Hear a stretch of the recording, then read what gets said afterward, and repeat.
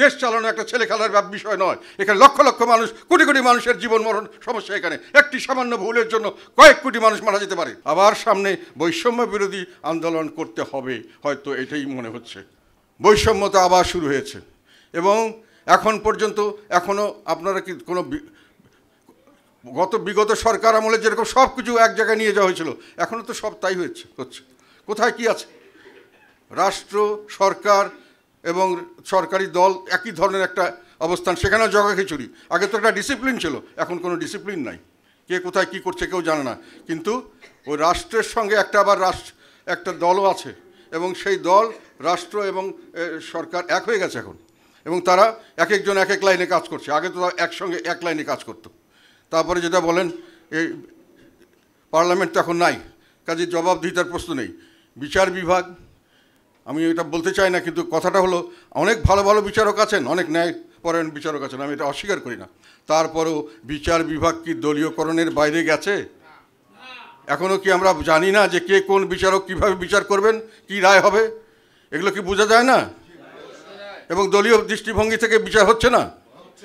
তাহলে আমরা কি অর্জন করলাম? আবার এত মানুষ জীবন দিল। এই জীবন দেওয়ার জন্য যারা দায়ী করা হবে তাদেরকে শাস্তি দেওয়া হবে, তাদের বিচার আধা করবে, সেটা ঠিক আছে, কিন্তু অর্জনটা কি হলো? কোনো কিছু কি আমরা অর্জন করতে পেরেছি? এবং এখন দেখেন বৈষম্যের স্থান কোথায় এসে দাঁড়িয়েছে। এখন যাকে পছন্দ নয় তাকে আমি শত্রুভাবে শত্রুর সেন্টার একটা জায়গায় চিহ্নিত করছে, নিজের ইচ্ছায়। কিছু লোক নিজের ইচ্ছায় তারা রাষ্ট্র হয়ে গেছে। তারা একই সঙ্গে সরকার, সরকারি দল এবং রাষ্ট্র যেমন ছিল এখনও তাই। রাষ্ট্রকে তারা পরিচালনা করছে, সরকার এবং সরকারি দল সব কিছু লোকের হাতে। এবং তারা কাকে বলবে যে তারা ফেসিবাদ বিরোধী, কাকে বলবে ফেসিবাদের দোসর, কাকে বলবে ফেসিবাদ, সেটা তাদের ইচ্ছা। এবং সেই ইচ্ছা তারা জনগণের উপর চাপিয়ে দিচ্ছে এবং তাদের উপর নির্যাতন করছে নির্মমভাবে, বিভিন্নভাবে মানুষকে অত্যাচার করছে। এবং সাধারণভাবে যে কাজগুলি তাদের করা দরকার, সাধারণভাবে মানুষের যেগুলো মানুষের যে চাওয়া পাওয়া, সেটার দিকে তাদের খেয়াল করছেন না, করতে পারছেন না। তাদের এই একটু আগে যেটা বললাম, মানুষ বিভিন্নভাবে অত্যাচারের শিকার হচ্ছে, অন্যায়ের শিকার হচ্ছে, বাড়িঘর ভাঙা হচ্ছে, জুলুম করা হচ্ছে, অত্যন্ত বেআইনিভাবে মানুষের উপর অত্যাচার করা হচ্ছে। সেখানে সরকার কি কোনো প্রোটেকশন দিচ্ছে না? বিচার বহির্ভূতভাবে প্রচুর মানুষকে অন্যায়ভাবে ধরা হচ্ছে, তাদেরকে অ্যারেস্ট করা হচ্ছে, তাদের উপরে নানানভাবে অত্যাচার করছে, তাদের কাছে টাকা আয় করার ব্যবস্থা করা হচ্ছে, কিন্তু তাদের নিরাপত্তার কোনো ব্যবস্থা করা হচ্ছে না। তাহলে আমরা এই যে একটা বৈষম্য বিরোধী আন্দোলন হলো, আবার আমরা নতুনভাবে জয়লাভ করলাম। জয়লাভ করার সঙ্গে সঙ্গেই আমরা আবার একটা গর্তে পড়ে গেলাম। আবার সামনে বৈষম্য বিরোধী আন্দোলন করতে হবে, হয়তো এটাই মনে হচ্ছে সামনের দিকে। এটা মনে রাখবেন, বাঙালি জাতি কোনো সময় বৈষম্য মেনে নেয় নাই। বাঙালি জাতি বৈষম্যের বিরুদ্ধে রক্ত দিয়েছে সব সময়। বাঙালি জাতি অতিরিক্ত অনেক অনুভূতিপ্রবণ মানুষ। তাদের মনে অন্তরের ব্যথা কোনো দিনই তারা জীবন দিয়ে হলেও তারা এটাকে, অন্যায়কে তারা সহ্য করে না। এটা আমি এই জন্যই বলছি যে পার্লামেন্টে আমি এই কথাটা বলেছিলাম, বৈষম্যের বিরুদ্ধে সংগ্রামে বাঙালি জাতি কোনো দিন পরাজিত হয়নি, এবং পরাজিত যতক্ষণ পর্যন্ত জয়লাভ না করে ততক্ষণ পর্যন্ত যে কোনো ধরনের ত্যাগ স্বীকার করতে বাঙালি জাতি প্রস্তুত থাকে। এটা পার্লামেন্টে আমি 3 জুলাই এটা আমি পার্লামেন্টে বলেছিলাম, সরকারকে বলেছিলাম হুঁশিয়ার থাকবেন। বাঙালি জাতি বৈষম্যের বিরুদ্ধে সংগ্রামে এদের বৈশিষ্ট্য হলো এই সংগ্রামে জয়লাভ না করা পর্যন্ত তারা যে কোনো ত্যাগ স্বীকার করতে প্রস্তুত থাকে, এবং শেষ পর্যন্ত জয়লাভ না করা পর্যন্ত এটা থেকে তারা ক্ষান্ত হয় না। আমার রেকর্ড আছে এটার, যে এইটা বলছি। এখন আবার এনাদেরকে যারা এখন নতুনভাবে নব্য স্বৈরাচার, নব্য ফ্যাসিস্ট যারা দাঁড়িয়েছেন, তাদের উদ্দেশ্যে আমি বলতে চাই যে আপনারা মনে রাখবেন, বাঙালি জাতি কোনো সময় বৈষম্য গ্রহণ করে না, এবং বৈষম্যের বিরুদ্ধে সংগ্রামে তারা যে কোনো সময় যে কোনো ধরনের ত্যাগ স্বীকার করতে প্রস্তুত থাকে, এবং যতদিন এটা শেষ না হবে ততদিন তারা করতেই থাকবে, শেষ পর্যন্ত জয়লাভ করা পর্যন্ত তারা থামবে না। এটাই হলো বাঙালি জাতির চরিত্র, এইটাই হলো বৈশিষ্ট্য।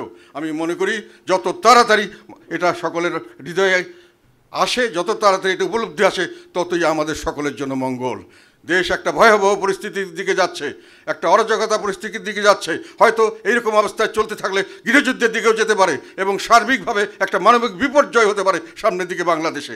কাজে এই জিনিসগুলো খেয়াল করা দরকার আছে। দেশ চালানো একটা ছেলে খেলার বিষয় নয়। এখানে লক্ষ লক্ষ মানুষ, কোটি কোটি মানুষের জীবন মরণ সমস্যা। এখানে একটি সামান্য ভুলের জন্য কয়েক কোটি মানুষ মারা যেতে পারে। কাজে এইগুলো জিনিসকে নিয়ে ছেলে খেলার ব্যাপার নয়, এগুলো নিয়ে সাহিত্য করার ব্যাপার নয়, এগুলো নিয়ে কতগুলো বুলি আওড়ানোর ব্যাপার নয় যে আমি কয়েকটা বুলি দিয়ে দিলাম, কয়েকটা থিওরি করে দিলাম আর দেশ ভালো হয়ে গেল। এত সহজ ব্যাপার নয়। দেশ আবেগ দিয়ে দেশ যুদ্ধ জয় করা যায়, আবেগ দিয়ে দেশ চালানো যায় না। দেশ চালানোর জন্য তার সেই ধরনের উপযুক্ততা লাগে, সেই ধরনের মনোভাব লাগে, সেই ধরনের দেশপ্রেম লাগে। কাজে এইসব জিনিস চিন্তা করেই সামনের দিকে আমাদেরকে এগিয়ে যেতে হবে। সবাইকে আমি, দায়িত্বশীল সবাইকে আমি এই কথাটা আবার বলতে চাই, দেশের ভালোর যদি চান তাহলে দেশকে, সকলকে মিলে দেশ চালানোর ব্যবস্থা করেন।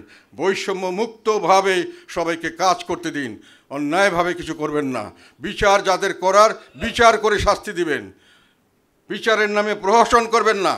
অভিযুক্ত হলেই সে দোষী নয়, তাকে দোষী সাব্যস্ত করবেন না এবং তাকে হেনস্থা করার ব্যবস্থা করবেন না। অপমান আপনি যাকে করবেন সেই অপমান আপনার ঘরে আসবে কয়েকদিন পরে।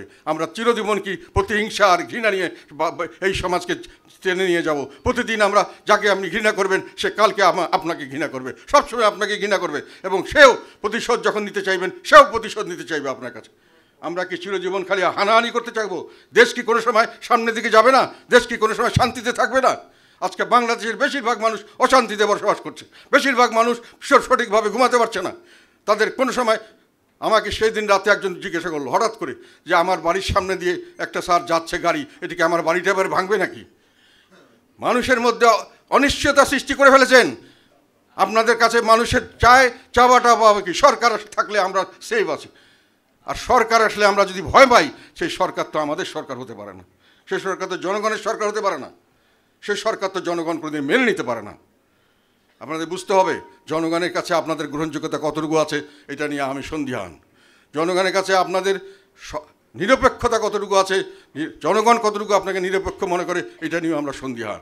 সকলকে মিলে থাকতে হবে, আপনাদের সকলকে মিলে চলতে হবে। বিচার করবেন যার বিচারের উপযুক্ত, সাক্ষী প্রমাণ সহ বিচারের আগেই শাস্তি দেওয়া শুরু করবেন না। নিরপরাধ মানুষকে হাজার মাসের পর মাস তাদেরকে জেলখানে রাখবেন, তাদের বাসায় গিয়ে বিভিন্নভাবে তাদেরকে ঘুষ বা ইত্যাদি জন্য উত্ত্যক্ত করবেন। এই ধরনের পরিস্থিতি থেকে দেশকে উদ্ধার করা প্রয়োজন আছে।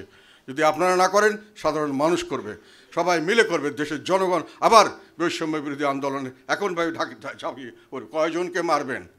আমরা বিজিত, একজন হলো বিজয়ী, একজন বিজিত। ওনারাই ঠিক করেন কে বিজয়ী কে বিজিত। আর যারা বিজিত তাদের নাকি বেঁচে থাকার কোনো কি বলে অধিকার নাই। সবাইকে মেরে ফেলবেন, আচ্ছা দেখা যাবে। মেরে ফেলতে চাইলে তো আমরাও আছি, সবাই মিলে থাকবো, ইনশাল্লাহ থাকবো। সেইটাই হলো আমাদের কথা, যে দেশের মানুষকে কষ্ট দিয়ে দেশ শাসন হয় না, দেশের মানুষকে সুখ দিয়েই দেশ শাসন হয়। শাসন মানেই শালি ধমক দেওয়া আর শাস্তি দেওয়া আর মেরে ফেলা নয়। শাসন মানে মানুষকে বুকে আগলে রাখা, মানুষকে আদর দেওয়া, মানুষকে সুখে রাখা। এটাই হলো শাসন, এটাই হলো সুশাসন। যাই হোক, আপনাদের সবাইকে অনেক কথা বললাম। একটা কথা শুধু বলি, বাঙালি জাতির একটা ভাব, আমি এই কথাটা হঠাৎ করে মনে হলো আমার। আমি অনেক দিন, একবার 2-3 মাস আমেরিকায় ছিলাম। আসার পরে বাংলাদেশ বিমানে উঠলাম এক সময়, কোথায় এসে আসার সময় দেখি যে বিমানে বাংলা গান হচ্ছে, আমার চোখে পানি এসে গেল। এইটা হলো আমাদের স্বভাব। এই যে ছেলেটা গান করছিল, একটা আমরা বাঙালি জাতি, আমরা রক্তে, আমার চোখে পানি এসে গেছে। আমরা বারংবার একটা জিনিস অর্জন করে কিন্তু সেখানে ঠেকে যাই। কিন্তু যে জন্য যুদ্ধ করলাম, যেটা আমাদের অর্জন হলো, সেটা বাস্তবায়ন হলো কিনা সেটা নিয়ে আমরা মাথা ঘামাই না। কিন্তু বাস্তবায়িত বেশিরভাগ সময় হয় নাই। যেমন 1971 সালে আমরা স্বাধীন একটি দেশ পেয়েছি। সেই স্বাধীন দেশ আমাদের জনগণের দেশ এবং জনগণ এটার মালিক। সেটার জন্য যে কাঠামো দরকার ছিল, গণতান্ত্রিক প্রক্রিয়া চলার দরকার ছিল, যে ধরনের পার্লামেন্ট হওয়ার কথা ছিল, যে ধরনের নির্বাহী বিভাগ হওয়ার কথা ছিল, যে ধরনের বিচার বিভাগ হওয়ার কথা ছিল, যে ধরনের অন্যান্য প্রতিষ্ঠান হওয়ার কথা ছিল, সেগুলো কিন্তু আমরা অর্জন করতে পারিনি।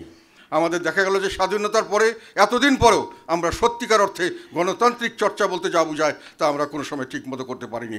আমাদের বেশিরভাগ সময় শাসনকর্তা যারা ছিলেন সেন্ট্রালাইজডভাবে, কেন্দ্রীয়ভাবে শাসন করতেন, এবং সেই শাসনের মধ্যে নির্বাহী বিভাগ, একই সঙ্গে সরকারি দল, সরকার, নির্বাহী বিভাগ সব এক হয়ে যেত, এবং রাষ্ট্র, সরকারি দল এবং সরকার এক হয়ে দেখা দিত।